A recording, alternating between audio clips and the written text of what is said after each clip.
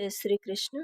आप सभी का हमारे YouTube चैनल पर हार्दिक स्वागत है। आज के इस वीडियो में आप सभी सुनेंगे वट सावित्री व्रत की पौराणिक कथा। तो आइए सुनते हैं। ज्येष्ठ मास के कृष्ण पक्ष की अमावस्या तिथि को वट सावित्री का व्रत किया जाता है और यह शुभ तिथि आज है। इस दिन वट वृक्ष यानी बरगद के पेड़ की पूजा कर कथा सुनने का विधान है। यह कथा स्त्री शक्ति, सतीत्व, संकल्प और प्रेम का प्रतीक मानी जाती है। सावित्री की यह कथा पत्नी के रूप में उनकी निष्ठा और दृढ़ता को दर्शाती है, जिससे वह यमराज से अपने पति सत्यवान के प्राण वापस लाने में सफल हुई। आइए अब सुनते हैं कथा विस्तार से। स्कंद पुराण में वट सावित्री व्रत की कथा के बारे में वर्णन मिलता है, जिसमें देवी सावित्री के पतिव्रता धर्म के बारे में बताया गया है। पौराणिक कथा के अनुसार मद्र देश के राजा अश्वपति और रानी मालवती की कोई संतान नहीं थी। उन्होंने सावित्री देवी की कठोर तपस्या की और तपस्या से देवी प्रसन्न हुई और उन्हें एक तेजस्वी कन्या प्राप्त हुई, जिसका नाम उन्होंने सावित्री रखा। सावित्री रूपवती, विदुषी और तेजस्विनी थी। विवाह योग्य होने पर राजा ने कहा कि वह स्वयं वर चुन सकती हैं। यात्रा के दौरान सावित्री को वनवासी सत्यवान से प्रेम हो गया। सत्यवान एक पत्नीव्रता, धर्मनिष्ठ और सत्पुरुष था, लेकिन उसे एक शाप प्राप्त था कि वह 1 वर्ष के भीतर मर जाएगा।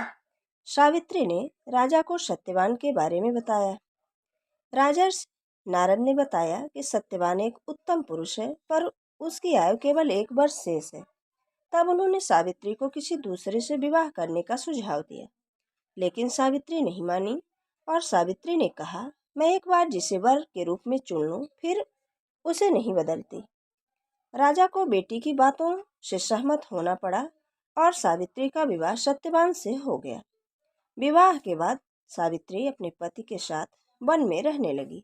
साथ में उनके दृष्टिहीन सास और ससुर भी रहते थे। सावित्री उनकी सेवा करती थी। सावित्री को जब ये पता चला कि सत्यवान कम दिन ही जीवित रहेंगे, तो वे उपवास करने लगी। जिस दिन सत्यवान के प्राण निकलने वाले थे, उस दिन सावित्री भी उनके साथ लकड़ी लेने के लिए जंगल गईं। सत्यवान पेड़ पर चढ़कर लकड़ी काटने लगे, तभी उनके सिर में तेज दर्द होने लगा। वे नीचे आए और एक बरगद के पेड़ के नीचे लेट गए। सावित्री ने उनका सिर अपनी गोद में रखा। कुछ समय बाद सावित्री ने देखा कि यमराज सत्यवान के प्राण लेने के लिए आए हैं। वे अपने दूतों के साथ सत्यवान के प्राण हरकर यमलोक जाने लगे। सावित्री भी उनके पीछे चलने लगी। सावित्री को देख यमराज रुक गए और सावित्री को समझाया कि सत्यवान से तुम्हारा साथ धरती लोक तक ही था, तुम वापस चली जाओ। सावित्री ने कहा कि वह पतिव्रता है, जहाँ पति जाएंगे वहां वे भी जाएंगी। यमराज सावित्री के पतिव्रता धर्म से प्रसन्न हुए और वरदान मांगने को कहा। सावित्री ने कहा कि आप उनके सास ससुर को दृष्टि प्रदान कर दें। यमराज ने वह वरदान दे दिया और आगे बढ़ गए। कुछ समय बाद उन्होंने देखा कि सावित्री पीछे ही चल रही थी। यमराज ने फिर वर मांगने को कहा, तो सावित्री ने ससुर का खोया राजपाट वापस दिलाने के लिए कहा। यमराज तथास्तु कहकर जाने लगे। कुछ दूर जाने के बाद यमराज ने देखा कि सावित्री अभी भी वापस नहीं गईं। तब यमराज ने एक और वरदान मांगने को कहा। तब सावित्री ने अपने सास ससुर की नेत्र ज्योति लौटाने को कहा।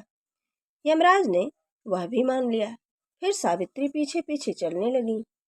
तब यमराज ने कहा कि अब अंतिम वरदान है, उसे मांगकर पृथ्वी पर लौट जाओ। तब सावित्री ने कहा कि उनको 100 पुत्रों की माता होने का आशीर्वाद दें।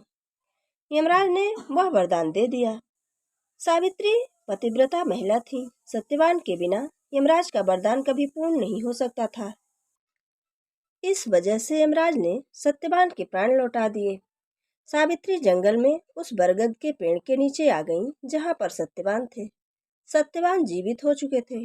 यमराज के वरदान से सत्यवान के प्राण बच गए। सास ससुर को दृष्टि मिल गई और वे फिर से अपने महल में सुखपूर्वक रहने लगे।